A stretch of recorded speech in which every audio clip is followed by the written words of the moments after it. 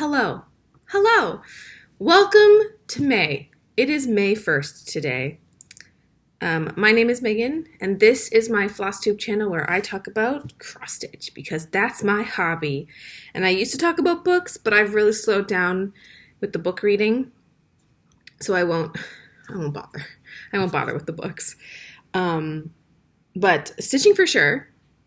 I am a little bit brain dead today. It is May 1st today, so that means that yesterday was a major filing deadline for me and everybody that I work with. So it's been pandemonium at the tax office. So I'm a little tired, but that's okay.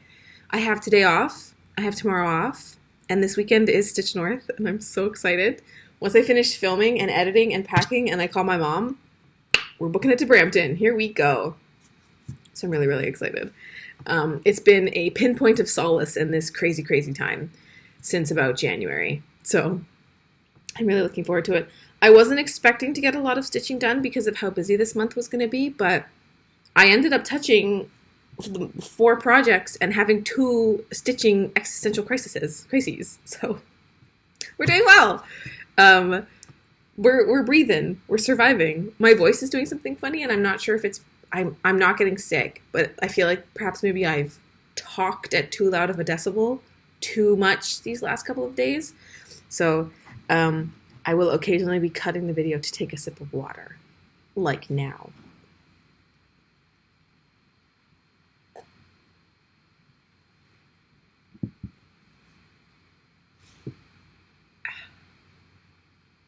So I'm going to dive in. I do only have 4 projects, so this probably won't be a very long video, similar to last month's where it was just kind of like 20 minutes really quick and then it was done and dirty.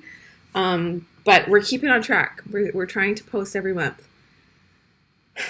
So get ready for the teeny tiniest amount of progress on 4 projects. So the first thing that I stitched on is my hyper-focus project for the year, because I've been working on this now. I think this is my 4th year working on this project. It's the Sandra Vargas owls. Normally I have the little thing to show you, but I don't have that today. I have my tablet instead, and it's not on my tablet. It's a paper pattern. It's the Sandra Vargas owls charted by GeckoRouge, and there's 1 per season. So this time I'm working on spring. And my goal for the year is to get a page finished. So I try and do about 1/3 of a page every month in the quarter, like in the quarter of spring. So like April's the first quarter, like the first month. I know it starts in March, but April's the first full month in spring.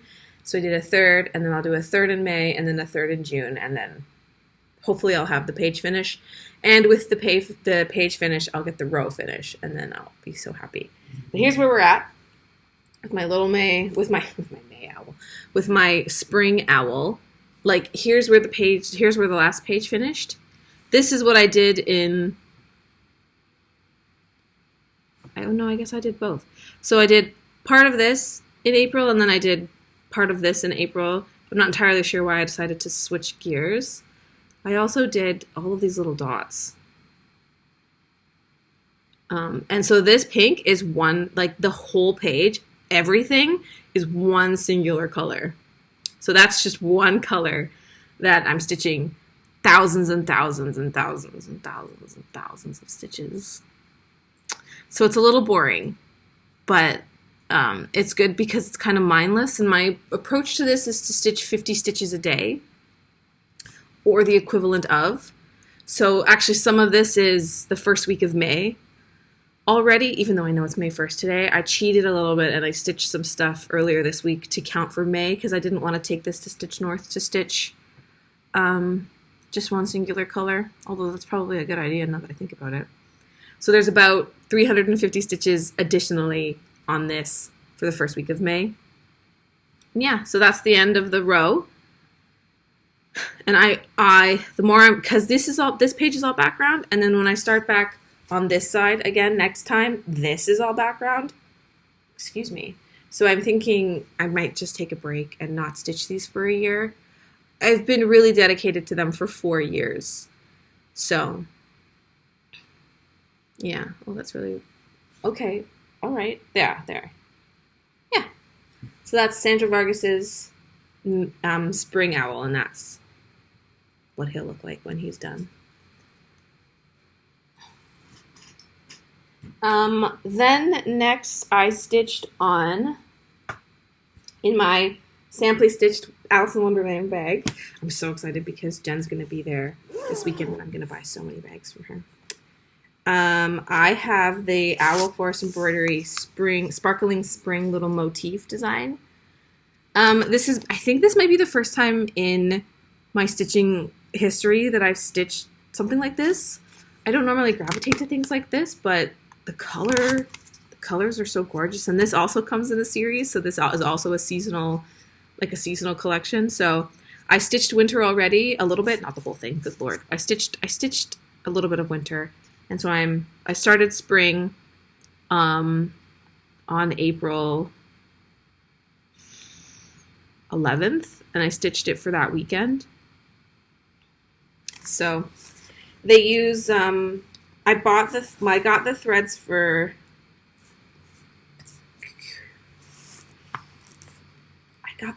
my birthday last year from my mom. They're like they're DMC overdyed threads from Owl Forest Embroidery, so they're all variegated, and some of them are noticeably variegated, and some of them are a little bit more subtle, although I don't have an example of a subtle one.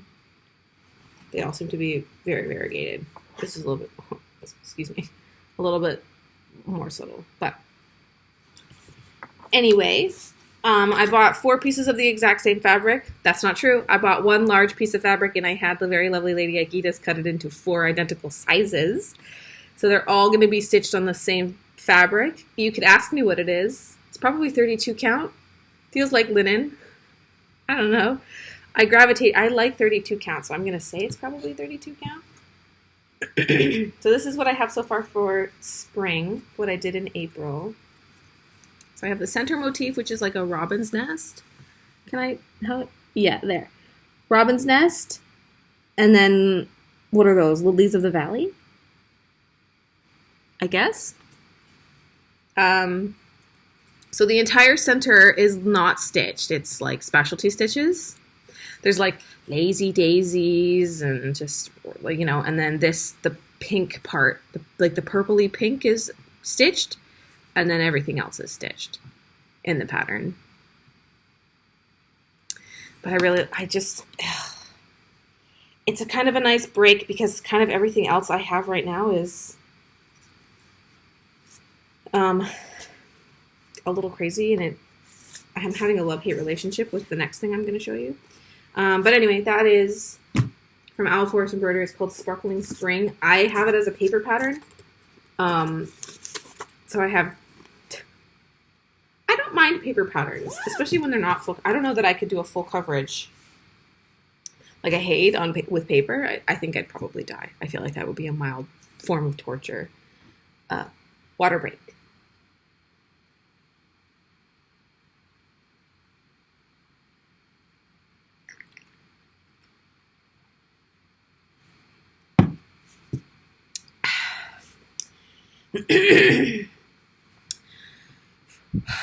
The next thing I stitched was my other mandatory stitch.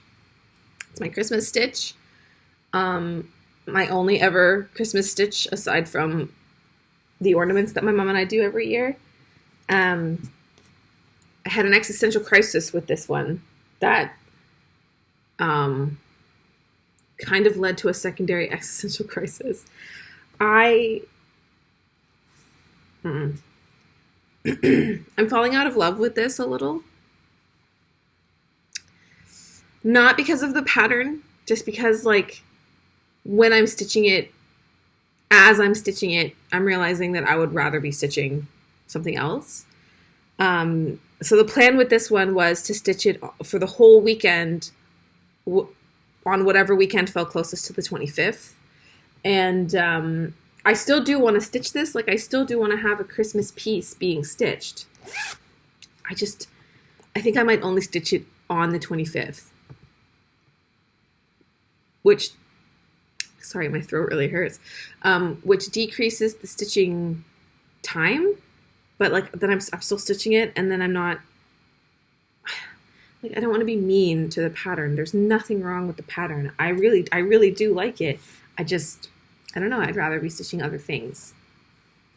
So I don't know. I'm debating just cutting it down to one day and stitching whatever I can for that day. Cause like it's a Christmas piece, and I'm not most likely not going to hang it up ever. So it's more of a progress piece. Like it's more of like a process piece, not a it's a journey piece, not a destination piece. So I don't know. Anyway, that's the existential crisis I'm having with this one, is that I don't want to make it feel like a chore where I have to stitch it because I told myself I would. But if I just stitch it on the 25th, then like it still gets, I'm still doing my due diligence. Does that make any sense? I'm probably sounding like I'm insane, but whatever. That's me. That's how my brain is working. So in the month of April, I stitched like 2,000 something stitches on this. Oh, this is the Christmas mug stitch along from Shannon Christine Designs. It was the members only pattern last year, and I had signed up for the subscription. That's a whole long story. I had signed up for the subscription and I got a bunch of the patterns. So this is where I'm at. I managed to finish Santa and the motif around him. Yeah, it was a bit of a grind. The only thing I had stitched previously was the border and like the white of his beard. So everything else was done in a weekend, and it was Easter weekend that I stitched him. So that also might have been, my mom was stitching this like beautiful full coverage piece, and her colors were so gorgeous. And I was like, I have to stitch Santa, but I love him. Like I know that sounds awful, but I do really like him. I don't love his nose. Like it looks like he's wearing sunglasses to me, but that's the backstitch to bridge his nose. So I don't know. It just looks like sunglasses to me. And the gingerbread is a little wonky. His eyes are not that great. I'm not the greatest at French nuts. So he's doing his best. He looks a little traumatized. Probably because I was cursing this project so much. So next, it's a 12 pattern piece. So there's 12 individual characters, but I'm not stitching all of them. I'm only going to stitch 9 because I have an irrational fear of nutcrackers and I don't want to stitch the nutcrackers. So I have to cut out 2 others as well. And there's duplicate gingerbread and duplicate snow people. So I don't remember what's next, but that's going to be next. Do I have it on my, maybe I can tell you what's next. Hold on. Because I'm on my computer. Just give me a second here. Hello? You? Somewhere. Oh, it's a penguin that's next. Okay. Yeah, that's okay. I'll stitch the penguin. But yeah, so that's my Christmas stitch, and I'm falling a little out of love with it.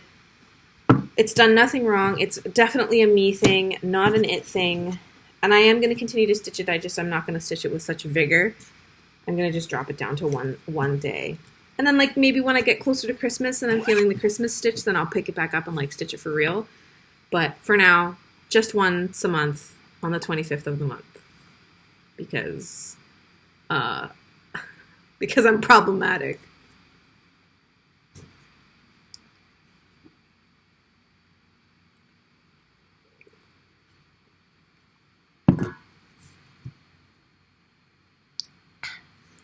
The final piece that I stitched on this month of May. Oh, I lost you. There you are. I didn't stitch on a lot, unfortunately. I only got about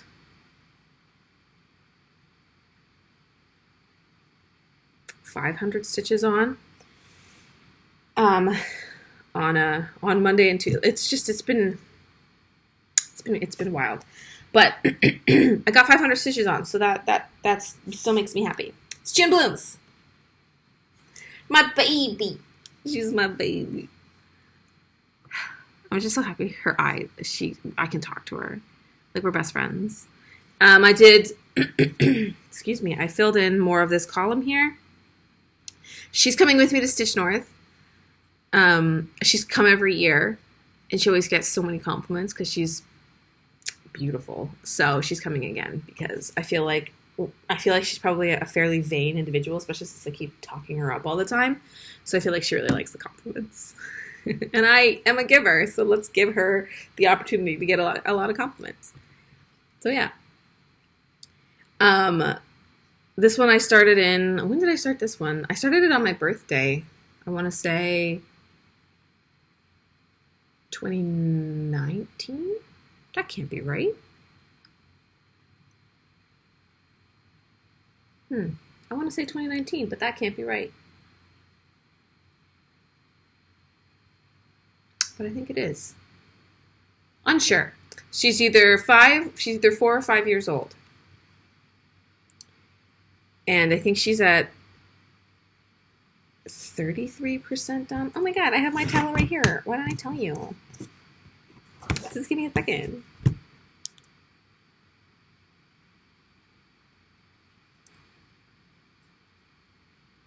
Girl, what you at? 31.51% done. So it's going to take me 10 more years. That's fine. That's fine. So, yeah. That is she's my ride or die piece. I wish I stitched her more, but, you know, you gotta keep it spicy. You gotta keep it fresh. I'm not going to put that there. That's a bad idea. So that's everything that I stitched on. I'm going to talk about my plans for the month and I'm going to talk about my plans for Stitch North, which are basically my plans for the month. So my plans for the month are, sorry, small tangent. Yesterday in my area of Ontario, we had this like rip-roaring storm, and it blew a piece of the fence over at the side of the parking lot where I live. Like, it's gone. There's a hole in the wall, and I watched it blow away. But now people are just like walking through to the plaza on the other side, and I think that's really funny because normally we'd have to like go all the way around. Apologies, random tangent. Plans for the month of May. So I'm going to Stitch North. In case I hadn't already told you 3 times, I'm going to Stitch North. I'm so excited. And I'm taking 3 pieces to Stitch North. I'm taking June. I'm taking the stitching shelf, and I'm going to start something new. I'm so excited. I had, for the course of the year, I had planned that's absolutely not true. For the entire year, I had planned 6 new starts. I'm going to start all 4 of those Owl Forest Embroidery motif squares. So I've started 2 of those already. I have 2 more to start. I started the mugs in January, so that's 5. And then in September, for my brother's birthday, I was going to start a Pokemon HAED that I have, but I also need to do a birthday start for myself. So I had 6 for sure, a mystery 7, and now I have an unplanned and surprise 8th start. And I blame entirely, there's one single person I have to blame for this, and it's Kim Hollenbach here on Flosstube, because I have become obsessed with their videos. I feel like perhaps maybe I'm bordering on stalking. I don't know if you've seen any of Kim's videos, but they stitch mostly full coverage, and they stitch like a fiend. And a lot of folks on here are happily retired, and so they have a lot of time to stitch a lot, but I'm not, and so I don't. And so I'm always really jealous of the people who all they have to do is stitch, and I'm counting down the years until that's me. But Kim, like has a job and has kids and still manages to clock in like 1,000 stitches a day. And I'm like, how are you breathing? When do you eat? Anyway, so I watched her videos, and then I went back and I watched quite a few of previous videos, and I'm obsessed. I'm so obsessed with how much they stitch. But everything I stitch is 1/1 mostly. Oh, and full coverage, it's 1/1 full cross. And Kim stitches like 10 stitch, continental 10 stitch. And so I want to start a new full coverage 10 stitch. And a couple videos ago, she talked about, I guess there's this Facebook, there's a how am I going to explain this properly? There's a cross-stitch pattern website similar to HAED where they do full coverage pieces. It's called Stitches So Beautiful, and they have like monthly challenges excuse me, on their business page on their Facebook, where if you stitch their pattern and you stitch 250 stitches a week for that month, then you post your progress pictures, you get that month's free pattern. And the one for April was beautiful, but I missed it. Like, I didn't sign up in time because I didn't know it existed until it was too late. And so I'm upset. And so my existential crisis became, how do I work that into my rotation? 250 stitches, 10 stitches on a brand new full coverage piece. What do I stitch? I don't have the fabric. Anyway, it was a whole thing. So I called my mom and I said, I'm having an existential crisis. And she goes, no, just do it. Because she's an enabler. She's the worst enabler in my life, and I love her so much. And so then I had to boogie a bit to get enough stuff so that I could start my Stitches So Beautiful piece for the May challenge if I liked the May pattern. So I'm going to start my third stitches, or I'm going to start my Stitches So Beautiful piece at Stitch North, and I'm going to try and do 250 stitches at least, which will be a breeze at Stitch North. So let me show you what he looks like. I scoured the Stitches So Beautiful website. I looked at everything, and I have kind of a bit of a problem with it. Looks a little bit like some of these are AI generated art pieces, which is fine. But like there was a few that I really liked. And so I had I think I had maybe 5 in my cart. I was like, we're only getting one. I only need one. So I debated and I debated and I debated, and I ended up, I ended up buying this one. Look at his colors. Oh, he's so mad. He's so beautiful. I don't know if that's not any better. But look at him. He's an owl, fantasy owl. And his colors are so stunning. There's 110 colors, I think. And I raided my mom's floss collection. And I have enough to do a little. I don't have all of the colors, but I have enough to do a little bit. And so my plan is for him to see if I can find a fabric that's big enough at Stitch North and stitch him on that fabric. If I can't find a fabric at Stitch North, I do have I already purchased piece of linen from Michaels that's big enough, but it's 26 count, and I rather do them on 32 count. So we might be going to Michaels at some point this weekend. I'm sorry, Mom. We're going to Michaels, baby. So yeah, I am really excited. I really hope. I hope that I remember. This is the thing. I hope I remember, because you have to post your progress every week, and I just hope I remember to do that. Otherwise, you get disqualified from getting the free pattern. But the free pattern it's really cute. I don't know that it would be something that I would stitch, but it's really, really cute. And I thought, you know what? Let's just do it. If this is a good month to practice, because if I don't get it, I won't be heartbroken. But it's so cute. Little cow. So I'm going to try. Well, I'll let you know if I'm successful, but I'm going to try. Fingers crossed that I get it to work. And I think that's really everything. Other than that, like, I'm going to stitch more on my spring motif. I'm going to stitch more on my mugs on the 25th. I do at some point want to pull out either one of my Bella Filipinas and get some progress on them, because I haven't really touched them in a while. So, yeah. I'm really excited for Stitch North. If you're going to be there this weekend, come and say hi. I don't know what table I'm going to be at yet, but I'll be there. I'm so excited. It's like coming home, you know? It's like I get to go home after school.